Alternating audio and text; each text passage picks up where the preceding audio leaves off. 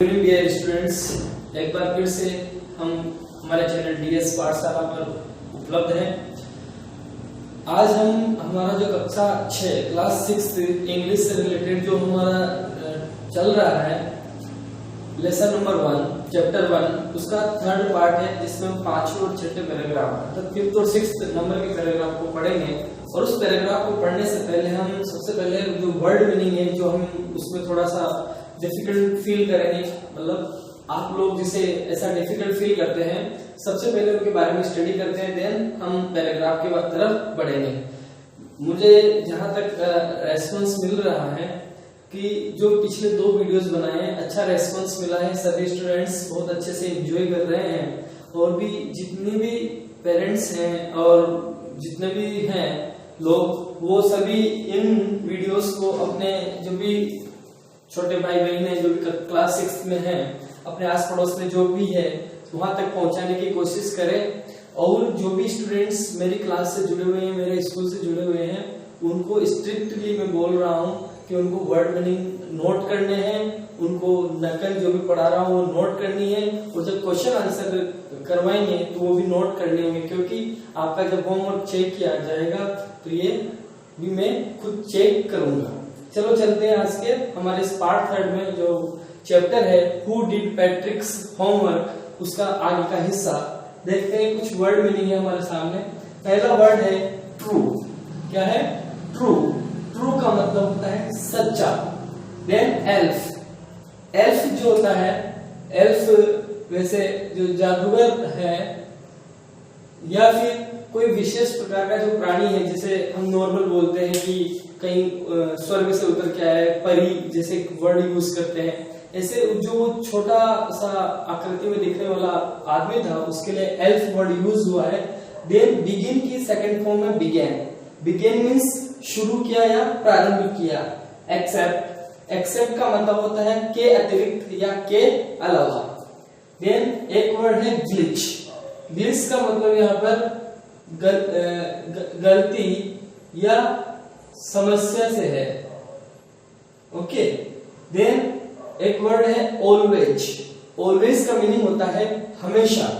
हमेशा मैंने कल भी बताया था कि मीनिंग अलग चीज है, स्पेलिंग अलग चीज है। जब आपसे पूछा जाए कि ऑलवेज की मीनिंग बताइए तो आप क्या बताएंगे? हमेशा।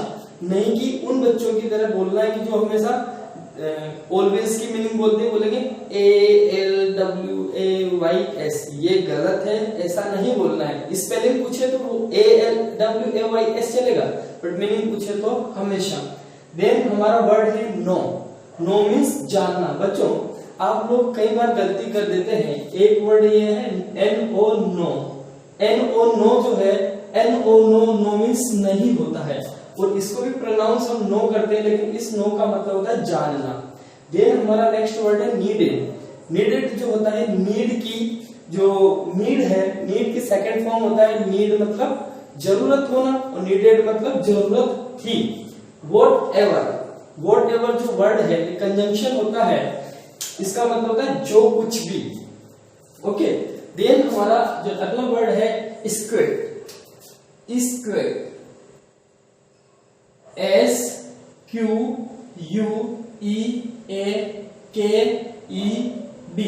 स्क्वेट जो होता है, स्क्वेट का मतलब चरमराना। अब चरमराना वर्ड्स आपको समझ में नहीं आ रहा होगा। चरमराना का मतलब ये होता है जैसे कोई एक चीज है जो जिसको करते करते मैं बीच में अटक जाऊं, और अटक जाने के बाद में मुझे समस्या महसूस होती है, तो मैं अरे यार इसका क्या होगा, मतलब अंदर ही अंदर एक ऐसी फीलिंग आना और फिर उसको लेकर के जल्ला जाना, थोड़ा चिल्ला जाना, स्क्वेट। देन अनदर वर्ड है वाइल। WHILE। इसे हम पढ़ेंगे वाइल। कोई बच्चा इसे वाइल पढ़ता है, ऐसा वैसा कुछ नहीं पढ़ना है। वाइल। वाइल का मतलब होता है जब या जबकि। देन वर्ड है रीडिंग। रीड का ING फॉर्म है रीडिंग। रीडिंग नहीं पढ़ना है, रीडिंग पढ़ते हुए। Then dictionary. देखो कई बच्चे से डिक्शनरी पढ़ देते हैं, डिक्शनरी नहीं पढ़ना है, डिक्शनरी। डिक्शनरी इसका हिंदी अर्थ होता है शब्दकोश। Out of luck. Out of luck. Of नहीं पढ़ना है, out. Out out luck.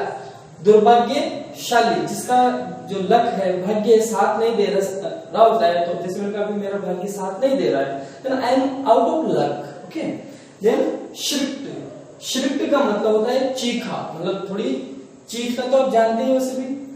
Addition, addition मतलब होता है जोड़, जब हम सवाल करते हैं ना जोड़ के सवाल, तो इंग्लिश में क्या बोलेंगे जोड़ को? एडिशन। घटाओ, घटाओ मतलब सवाल जो वही सम होते हैं जिनको घटाते हैं, घटाना। Subtraction, subtraction.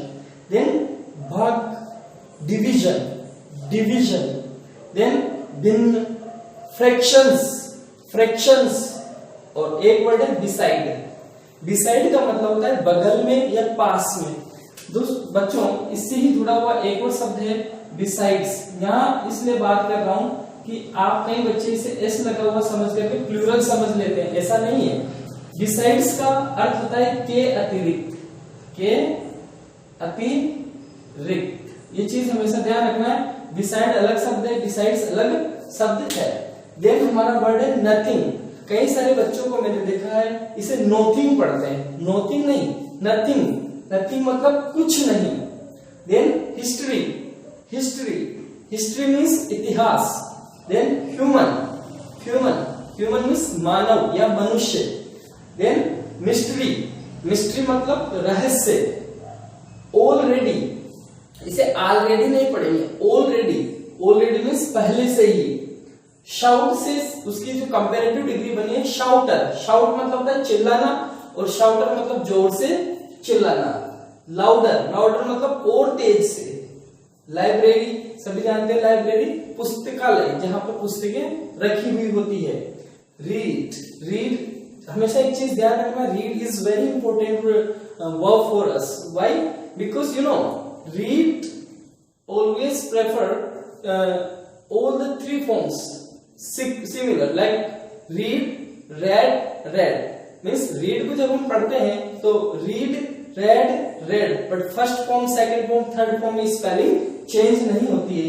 then another word है to, to means be। मैंने पहले भी बताया था, शायद पहले वाले वीडियो में to आया था। to पर वहां का जो मीनिंग था वह था बहुत या ज्यादा, लेकिन यहाँ to का मीनिंग है be। तो ध्यान देना ट्रू का अलग अलग जगह अलग अलग मीनिंग होता है। ओके, और इंग्लिश में बहुत सारे ऐसे वर्ड्स होते हैं जिनके एक स्पेलिंग तो एक होती है लेकिन उसके मीनिंग बहुत सारे होते हैं। तो जहां जहां ऐसे वर्ड्स आएंगे वहां वहां पढ़ते जाएंगे, और इन वर्ड और मीनिंग को पढ़ने के बाद में हम चलते हैं हमारे 5th और 6th। हम पढ़ रहे हैं चैप्टर 1 हु डिड पैट्रिक्स होमवर्क। इससे पहले हम जो है लगभग 4 पैराग्राफ्स पढ़ चुके हैं। आज हम 5वां पैराग्राफ पढ़ने जा रहे हैं। इससे पहले हमने 5th और 6th पैराग्राफ्स की कंबाइंड जो वर्ड मीनिंग है वो पढ़ी। उसके बाद में हम जो 5th पैराग्राफ है उसको अच्छी तरीके से पढ़ने जा रहे हैं। हमने जब कल 4th वाला पैराग्राफ एंड किया था उस समय हमें ये तो पता चल गया था पैट्रिक का होमवर्क कौन करने जा रहा है, लिटिल मैन। ओके, बट हमारा क्वेश्चन ये भी था कि वो होमवर्क क्या इतना इजीली कर देगा, क्या उसे समझ में आ पाएगा कि होमवर्क कैसे करना है। उन्हीं चीजों का सवाल का जवाब पता करने के लिए चलो चलते हैं, पढ़ते हैं आज हमारा अगला paragraph. And true to his word that little there littles L-I-T-T-L-E little elf began to do Patrick's homework। देखिए एंड मिस आउट, जैसे पैट्रिक का जो होमवर्क करने का प्रॉमिस उसने किया एल्फ ने या छोटे मैन ने, तो ट्रू टू द वर्ड, इस वर्ड इसका मतलब होता है कि अपने वादे का पक्का होना, मतलब अपने शब्द के प्रति सच्चा रहना। सीधी सी बात है, उसने वो अपने वादे के प्रति पक्का था और उसे पक्के वादे के लिए दैट लिटिल, दैट मतलब वह, लिटिल मतलब छोटा, एल्फ वह जो बोना व्यक्ति है जो जादुई टाइप का दिखता है, एल्फ बिगेन शुरू कर दिया, टू डू, डू मीन्स करना, पैट्रिक्स, पैट्रिक मैंने कल बताया था ये जो ऊपर कोमा आता है इसे अपोस्ट्रोफी बोलते हैं, और जब भी इस अपोस्ट्रोफी के बाद में एस आता है तो समझ लीजिए वहां पर इसका मीनिंग हो गया का, की, के। तो यहाँ पर हो जाएगा पैट्रिक का होमवर्क, अर्थात जो वो छोटा आदमी है वह अपने वादे के प्रति पक्का रहने के लिए या अपने बात पर अडिग रहने के लिए उसने उस छोटे आदमी ने पैट्रिक का होमवर्क करना शुरू कर दिया। एक्सेप्ट का मतलब है कि अतिरिक्त या के अलावा, देयर वहां, was दे, इसको देयर पढ़ते रहते हैं, इसे हमेशा हम देयर पढ़ेंगे। क्या पढ़ेंगे?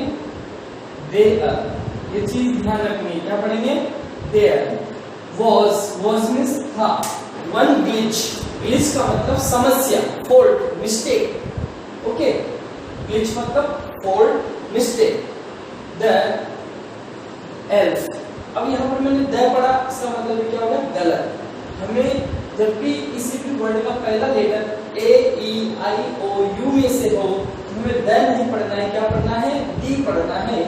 D L, didn't. और जब भी एन और डी के बीच में आपको स्टॉप पे आते हैं वहां ओ छिपा हुआ है, इसका फुल फॉर्म पढ़ेंगे तो डिड नॉट। ऑलवेज मींस हमेशा। नो मींस जानना। व्हाट टू डू, जो एक साथ पढ़ेंगे। व्हाट टू डू मतलब क्या करना, क्या करें। एंड और ही वह, नीडेड जरूरत थी या चाहता था, हेल्प मदद, सहायता। The elf didn't always know, वह जो एल्फ है वह छोटा बोला आदमी पर हमेशा नहीं जानता था वो क्या करना है, कि वो उसको जो भी होमवर्क करना है उसको थोड़ी पता है कि होमवर्क होता क्या है, क्योंकि वो तो एक अलग दुनिया का व्यक्ति है। तो वो होमवर्क करना नहीं जानता था, उसको पता नहीं था कि क्या करें। एंड और इसलिए उसको he needed help, उसको सहायता की जरूरत थी, उसे मदद की जरूरत थी। help me he would say, help me मेरी मदद करो he would say, उसने ऐसा कहा। say मतलब कहना, say means कहना। यहाँ ध्यान देना कि ये अपोस्ट्रोफी और बी, उसके बाद में आ रहा है से, और से हमेशा वर्ब की फर्स्ट फॉर्म होती है।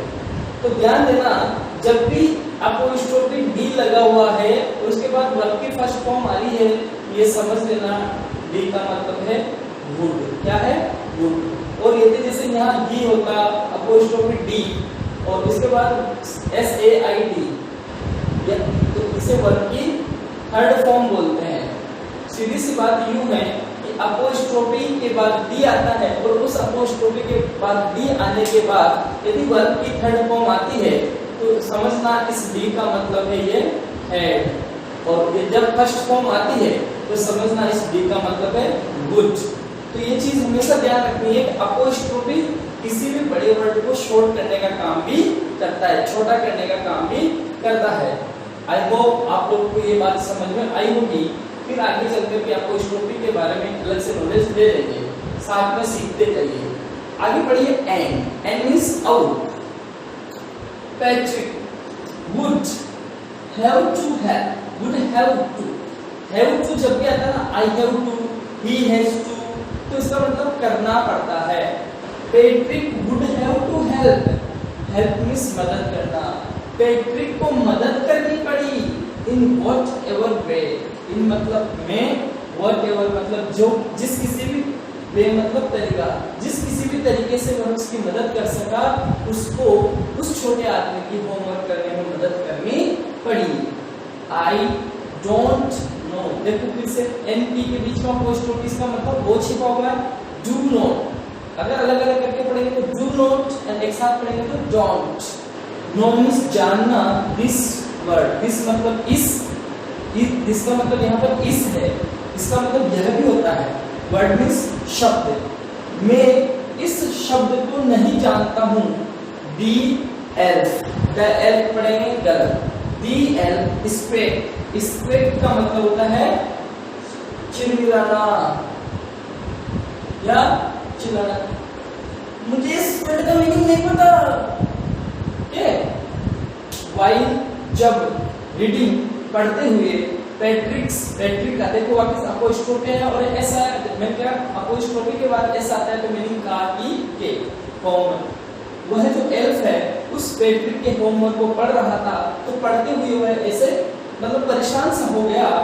फिर वो कहने लगा get me a dictionary, dictionary नहीं पढ़ेंगे, डिक्शनरी, डिक्शनरी, डिक्शनरी गलत, डिक्शनरी, डिक्शनरी, गेट में डिक्शनरी मींस होता है मुझे शब्दकोश ला करके दीजिए, नो नहीं, what's even better, what is even better, जो कुछ भी और अच्छी हो, मतलब मैं उससे और अच्छा कर सकूं इसलिए मुझे एक अच्छी डिक्शनरी ला करके दीजिए।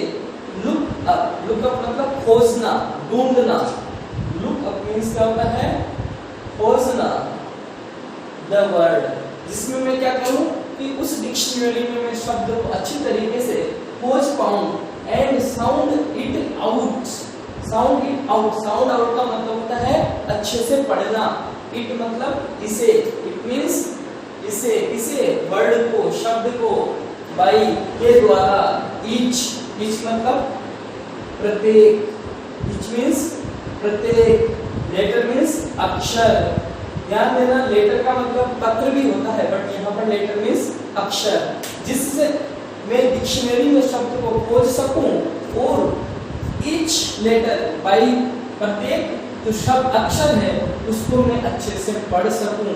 तो इस प्रकार से उसको एक होमवर्क करते हुए समस्या आ गई और समस्या आई तो उसने किसकी मदद ली, पैट्रिक की, और पैट्रिक को कहा कि मुझे डिक्शनरी ला करके दे दो जिससे मैं इस शब्द को आसानी से डिक्शनरी में सर्च कर सकूं, लुकअप कर सकूं, देख सकूं और मैं उसका अच्छे से उच्चारण कर सकूं।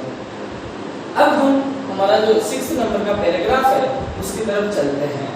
लिसन, देखिए पांचों पैराग्राफ हमने पढ़ा और उस पांचों पैराग्राफ में उसको जो समस्या आ रही, कोई एक फॉल्ट हो गई जो उसको पढ़ने में नहीं आ रहा, समझ में नहीं आ रहा एल्फ को, वो आगे बढ़ते हैं और 6 वाले पैराग्राफ में पढ़ते हैं। देखिए क्या होता है, व्हेन, व्हेन मींस जब, हमेशा ध्यान रखना मैं आपको जब WH वर्ड पढ़ाऊंगा तो व्हेन का मीनिंग कब भी पढ़ाऊंगा, लेकिन वो प्रश्न जब पूछा जाता है ना तब उसका मीनिंग कब है, और जब कंजंक्शन के रूप में पढ़ा जाएगा तो व्हेन का मीनिंग क्या होता है, जब। इट केम, इट मतलब यह, इट मींस यह, केम, केम मतलब आई, टू मैथ्स, मैथ्स मतलब होता है मैथमेटिक्स, गणित, जब गणित की बारी आई। इससे पहले तो वो जो भी पढ़ रहा था, इंग्लिश पढ़ रहा है, हिंदी पढ़ रहा है, जो भी पढ़ रहा तो उसके लिए उसने डिक्शनरी का हेल्प मांग लिया। देन उसकी अब मैथ्स के जो सवाल वगैरह है उसको सोल्व करने की जब बारी आई, Patrick was out of luck, Patrick जो है आउट ऑफ लक, दुर्भाग्यशाली था। कैसे था, पैट्रिक तो मैथ्स के सवाल नहीं कर रहा था, परंतु जो छोटा आदमी है वह जब मैथ्स के सवाल करने लगा तो उसको मैथ्स के सवाल नहीं आए। इससे जोड़ करके कहा कि पैट्रिक दुर्भाग्यशाली था, पैट्रिक होमवर्क नहीं कर रहा था। होमवर्क कौन कर रहा था, छोटा आदमी। व्हाट आर टाइम्स टेबल्स, वो कहने लगा, छोटा सा आदमी एल्फ कहने लगा, व्हाट मींस क्या, आ मींस है, आ, इसको जनरली आर पढ़ते हैं परंतु ध्यान रखें अच्छी इंग्लिश के लिए इसे हम किस पे छोड़ दें, only ah, what ah, times tables, time table, ये जो टाइम टेबल है समय सारणी, टाइम टेबल क्या बोलते हैं हिंदी में, समय सारणी क्या है, ये समय सारणी क्या है भाई, समय सारणी आप जानते हो मैथ्स में कि भाई इतनी चीज इतनी बजे पढ़नी है, ये सब्जेक्ट इतनी बजे पढ़ना है, इतनी बजे से इतनी बजे क्लास जाएंगे, स्कूल में जाएंगे साहब, इतनी बजे से इतनी बजे तक, इतनी बजे से इतनी बजे तक पहला कालांश रहेगा, फिर सेकंड कालांश या सेकंड पीरियड रहेगा। तो ये टाइम टेबल्स क्या है, ये उस एल्फ को समझ में नहीं आया। दी एल्फ, ध्यान देना फिर से क्या पढ़ा मैंने, दी एल्फ श्रिक्ड, श्रिक्ड मतलब होता है चीखा, वो चीखा, अरे यार क्या है यार टाइम टेबल, मेरे को समझ में नहीं आ रहा। वी, हम, एल्फ, नेवर, हम जो ये जादुई या छोटे जो लोग हैं जो इस ग्रह के नहीं हैं, नेवर, नेवर मीन्स कभी नहीं, नीड, जरूरत होती है, आवश्यकता होती है, दैट उसकी, मतलब हमें तो ये जो टाइम टेबल्स वगैरह होते हैं इनकी कोई आवश्यकता नहीं होती, इनकी जरूरत नहीं होती है। तो फिर एंड और एडिशन, एडिशन मतलब जोड़ के सवाल, मतलब जोड़ना, 2 2 4 3 3 6 के, एंड सब्ट्रैक्शन, सब्ट्रैक्शन, सब्ट्रैक्शन मतलब होता है घटाओ, और 9 हमें किसी चीज को घटाने की जरूरत होती है, मतलब 6 में से 5 घटा दो तो 1 बच गया, ऐसा। एंड डिवीजन फ्रैक्शन भाग देने की भी हमें जरूरत नहीं होती है, एंड फ्रैक्शंस भिन्न की भी हमें जरूरत नहीं होती। 3/6, 2/4 ऐसे भिन्न होते हैं ना, तो वो कह रहा है कि टाइम टेबल से हमें कोई मतलब नहीं होता है, ना ही हमें जोड़ से, ना ही घटाव से, ना ही भाग से, और ना ही भिन्न से मतलब होता है। हियर कई बच्चे इसको हियर पढ़ते हैं, ध्यान देना, इसको क्या पढ़ेंगे? हियर। हियर मीन्स यहाँ। Sit down, sit down, sit down मतलब बैठना, बैठ जाइए, यहाँ बैठ जाओ। बी साइड बगल में, मी मेरे बगल में बैठ जाओ। कौन कह रहा है? वो छोटा मैन। किसको कह रहा है? पैट्रिक को। मेरे बगल में बैठ जाओ। यू सिंपली, यू तुम या आप, सिंपली मतलब सरलता से, साधारण रूप से, मस्ट गाइड, गाइड मतलब होता है परामर्श देना, मेरी मदद करना, मुझे बताना, है ना, परामर्श देना।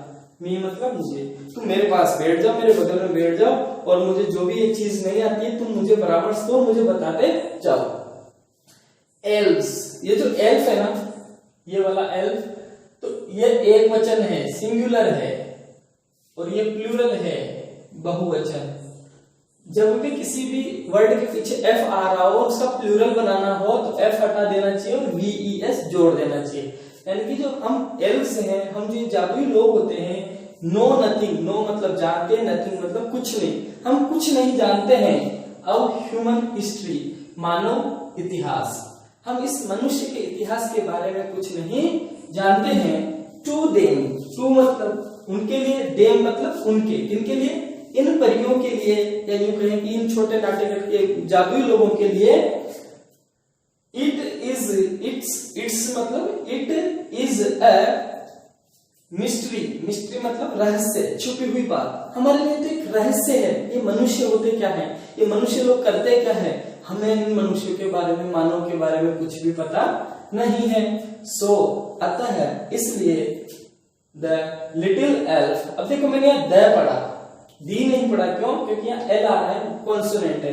द लिटिल एल्फ, वह छोटा व्यक्ति, ऑलरेडी पहले से, अ शाउटर, शाउटर मतलब थोड़ा जोर से बोल रहा था, जस्ट बिल्कुल, गोट लाउडर, लाउडर मतलब और तेज, जो पहले से जोर जोर से बोल रहा था, चिल्ला रहा था, वह और तेज हो गया। उसके कहने लगा, go to the library, go to the library, go to the library मतलब गो मतलब जाना, लाइब्रेरी मतलब पुस्तकालय, जाओ पुस्तकालय जाओ। आई नीड बुक्स, मुझे पुस्तकों की जरूरत है। आई मतलब मैं या मुझे, नीड मतलब जरूरत, बुक्स मतलब पुस्तकों की। मोर एंड मोर, मोर का मतलब ज्यादा, एंड मोर और ज्यादा, बुक्स मुझे और ज्यादा बुक्स की जरूरत है। एंड और you can help me, help मतलब मदद करना, मी मतलब मैं, और तुम मेरी मदद कर सकते हो। रीड देम टू, रीड मतलब पढ़ना, देम मतलब उन किताबों को, टू मतलब भी, और उन किताबों को लाने के बाद में तुम उन किताबों को पढ़ने में भी मेरी हेल्प कर सकते हो। अर्थात वो पैट्रिक को कहने लगा कि तू भी मेरे पास बैठ और किताबें ला और मुझे बता ये क्या पढ़ते हैं, इसको क्या, क्योंकि उसको इन चीजों के बारे में नॉलेज नहीं थी। अब आगे देखते हैं, क्या पैट्रिक उसके लिए बुक्स लेकर के आता है, क्या एल्फ पैट्रिक का होमवर्क पूरा कर पाता है, या और समस्याएं उसके सामने आती है। इसके लिए आपको वेट करना होगा। तब तक आपको अभी तक जो पढ़ाए गए 6th पैराग्राफ से वीडियो नंबर 1, पार्ट नंबर 2 और पार्ट नंबर 3, इन तीनों का अच्छे से एंजॉय करना होगा। और आपको कोई भी यदि समस्या आए तो मुझे कांटेक्ट करना होगा। Thank you very much. Enjoy the videos and enjoy the lessons and enjoy the English. Thank you very much.